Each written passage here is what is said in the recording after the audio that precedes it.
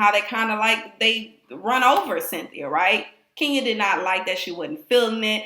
They ended up having a few words. Marlo then ended up telling Kenya, look, you need to be like you are at home here. You're passive at home, be passive here. You're submissive at home, be submissive here. You can't control Mark, which is the real reason why you here thinking you can control something, but sweetie, you can't control this over here, honey. You need to be concerned with your man. Remember earlier when I told you some things you need to keep to yourself because it ended up coming back and people try to use that and throw it up in your face?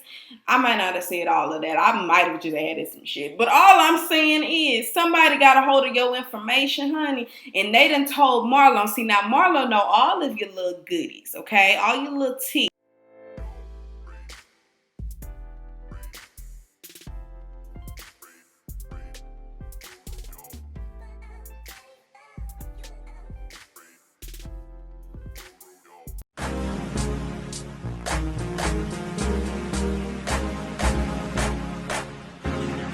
Just talk.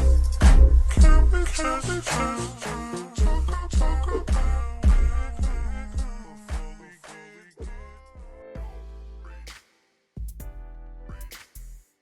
What's going on, everybody? Thanks for tuning in. I'm Nesha, and today we are going to review Real Housewives of Atlanta. This one, season 12, episode 5. The re-gift that keeps on giving, okay? So start the episode off, wasn't nothing much to talk about. You had Porsha on the phone with Cynthia. Cynthia's having her annual Bailey Q. And she tells her, look here, girl, don't bring your baby Pilar, because if you bring Pilar, Kenya's going to have to bring Brooklyn, and then Eva going to have to bring her children. And I'm just not trying to have no daycare over here at the Bailey Q, okay? So if you could please not bring your kids.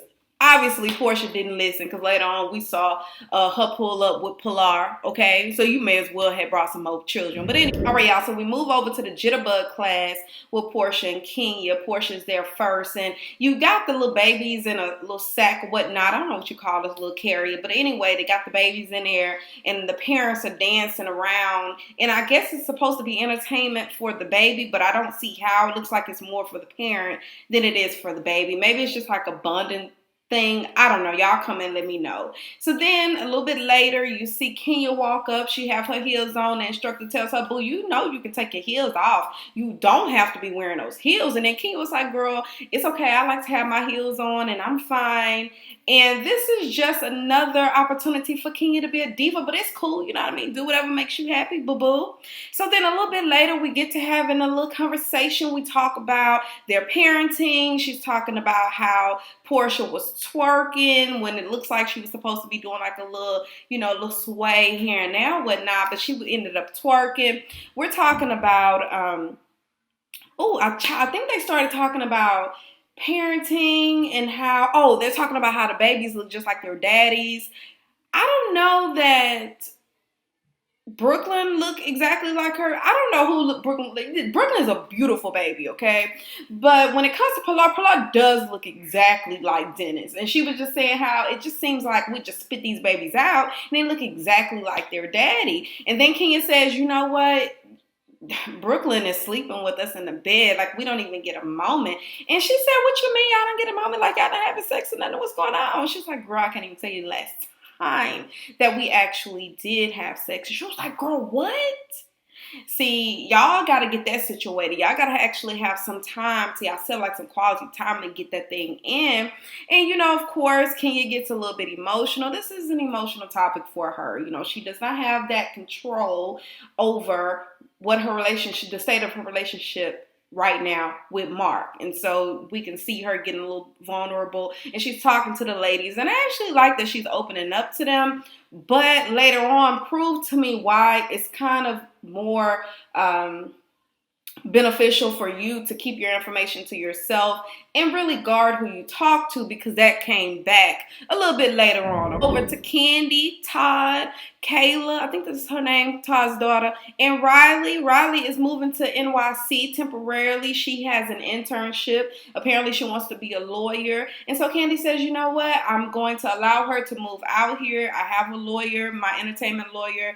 He's interested in, allowing her to intern for him. So it's a good opportunity for Riley. I want her to be able to get out, experience life, and not have to just be up under her mama all the time. So when it actually comes time for her to have to get out and do for herself, she should be able to do it, and this will not be anything new to her. You know what I mean? Because it happens when you move off to college. See, that was one of the things, one of the reasons why I didn't go off to college, because I was just a little scared. I wanted to be home, wanted to be with my family, wanted to be where I'm comfortable.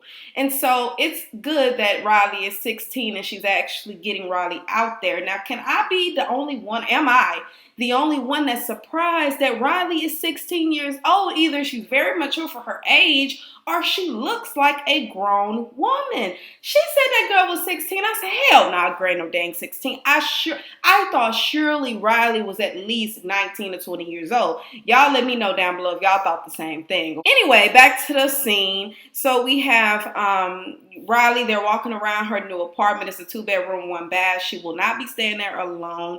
She will have a young lady named Jasmine, who is apparently a family friend, and she's going to come down there and live with Riley while she's in NYC, not to babysit her, but to babysit her. We start talking about how she can't believe she's going to be 16 years old and alone. She says that Riley is a black privileged kid. We talk about how Todd was mentioning how, oh my gosh, you're 16 years old, you have a Porsche, now you have your own apartment, like what's going on?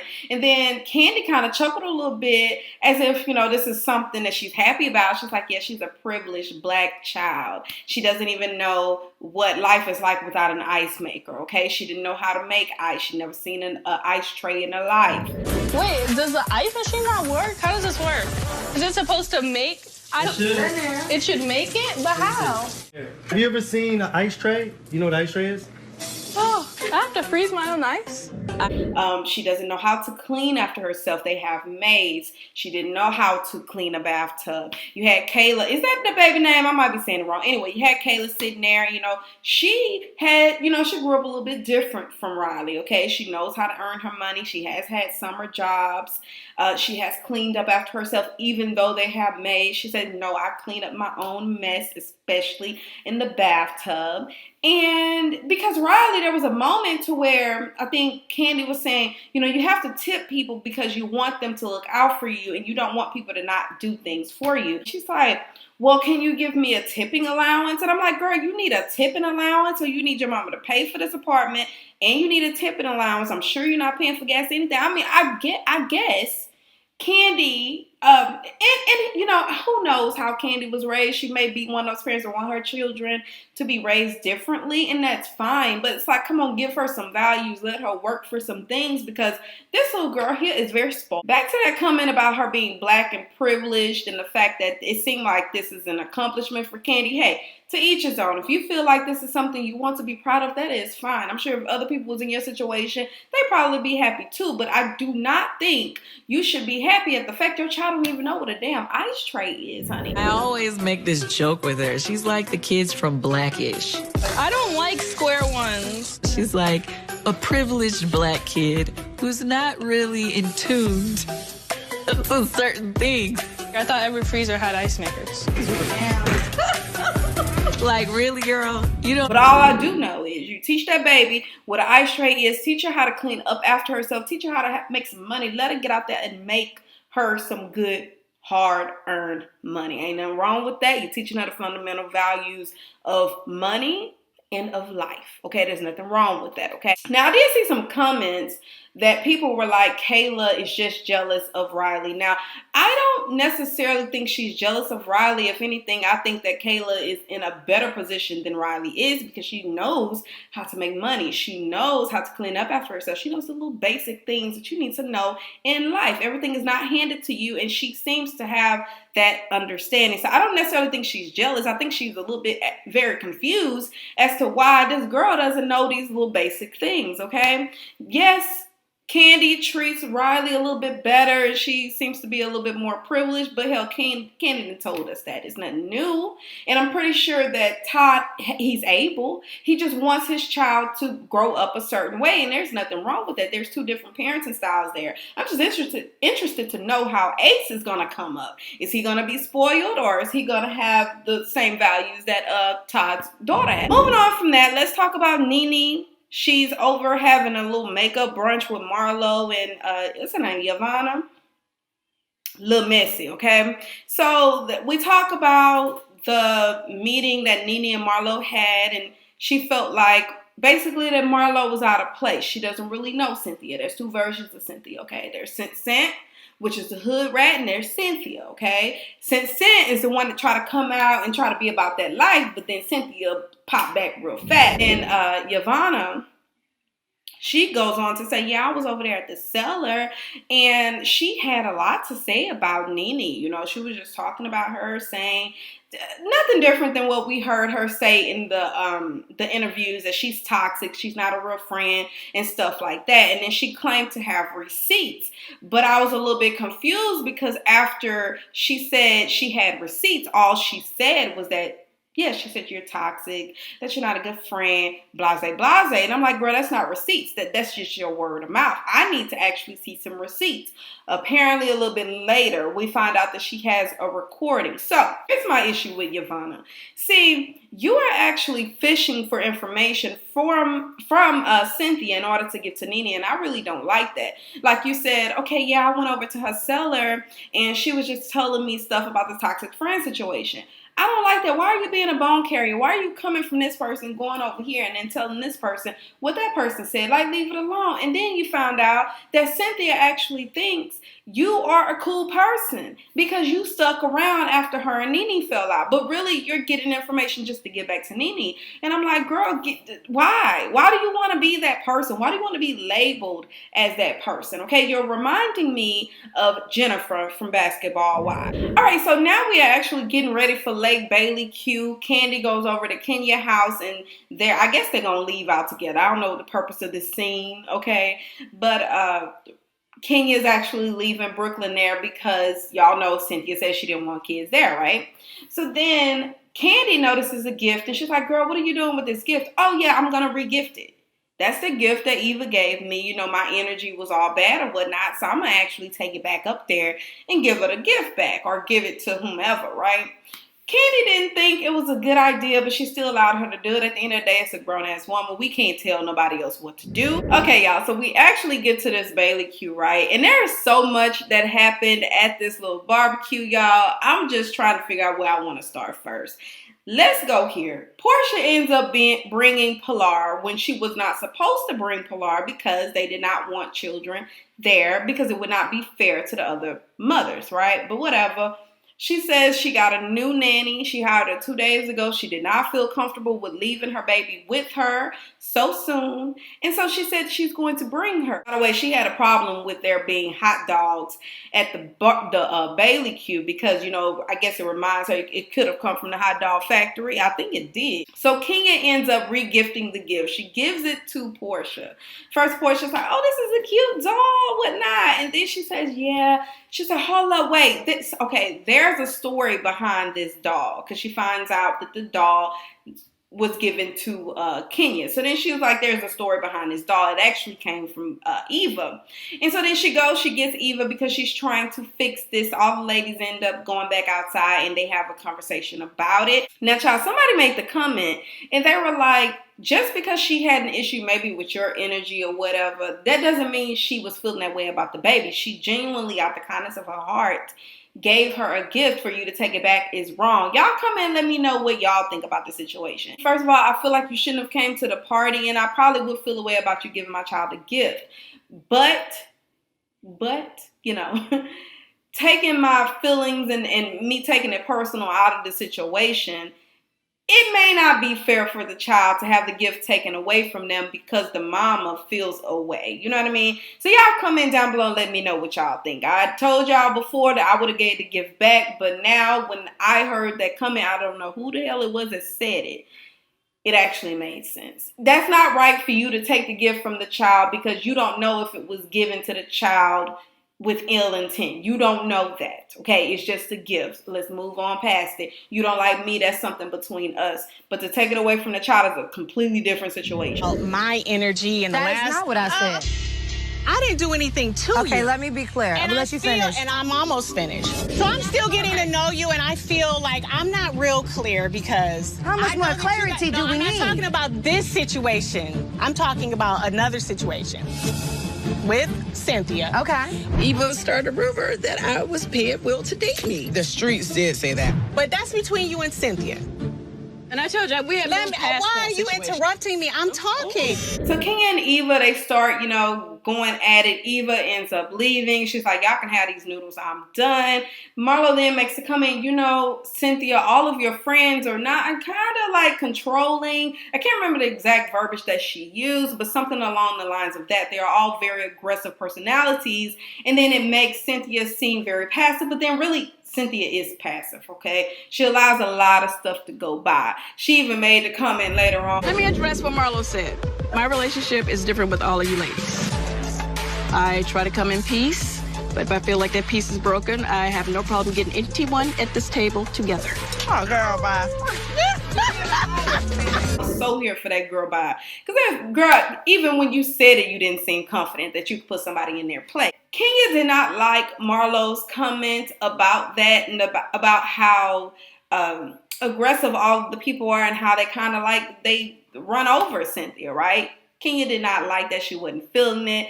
They ended up having a few words. Marlo then ended up telling Kenya, look, you need to be like you are at home here. You're passive at home, be passive here. You're submissive at home, be submissive here. You can't control Mark, which is the real reason why you here thinking you can control something. But sweetie, you can't control this over here, honey. You need to be concerned with your man. Remember earlier when I told you some things you need to keep to yourself because it ended up coming back and people try to use that and throw it up in your face?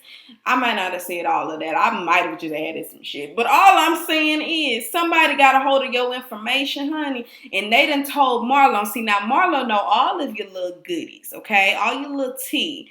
And she done just basically use that right now, threw that back up in your face to shut you up.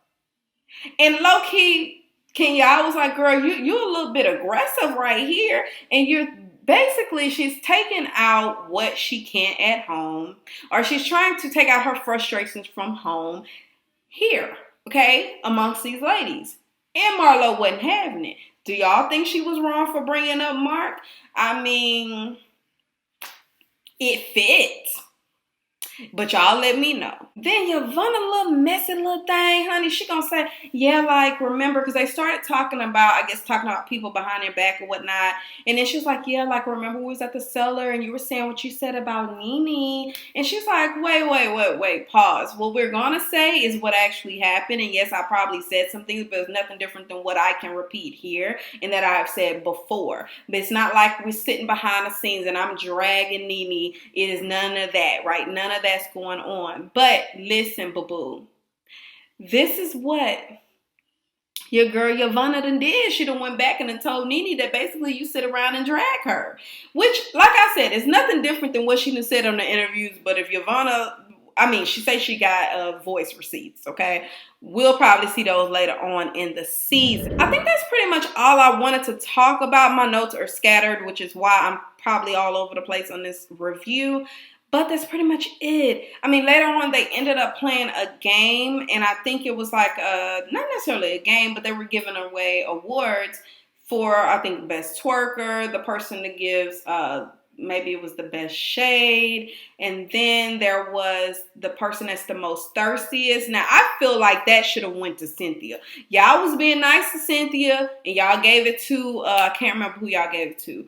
Marlo. I think it was Marlo for the thirstiest, maybe. Was it Marlo? I can't remember. Y'all comment. But it should have been Cynthia, I think. What you think? And then Kenya ends up talking about her little issues because they were talking about insecurities. And Marlo said, you know what? We all have insecurities. And it kind of went around the ladies and everyone was talking about what their insecurities are. We got to Kenya. Then Kenya said her insecurities are not having a man that unconditionally loves her, I believe, which was a very sad moment. And I'm like, damn. And you can tell she really wants to open up to these ladies, but then she says she doesn't want to talk about it. I'm like, why would you bring up something so deep if you don't want to talk about it, can you? Who does that? Let's talk about other insecurities then. If you don't want to talk about your relationship, then talk about what your insecurities are about your appearance. Hell, everybody else did. Anyway, y'all, get into the comments. Let me know what you thought about this episode. What do you think about Marlo? Was she wrong for bringing up Mark in this situation between her and Kenya? You know, they going back and forth, and then you bring up Mark and her issues at home. Was it relative to the situation? I think it was. What do y'all think about Cynthia? Do y'all think that she is a very passive personality that just allows her friends to do whatever the hell they want and say whatever they want to her, and she just, you know, continues to make excuses for them? Oh, and until next time, y'all, bye. I'm ready to go. This tea is super hot. I'm about to rush. I'm back, 3 feet, no pressure. I'm ready to go. This tea is super hot. I'm about to rush. I'm back, 3 feet, no pressure.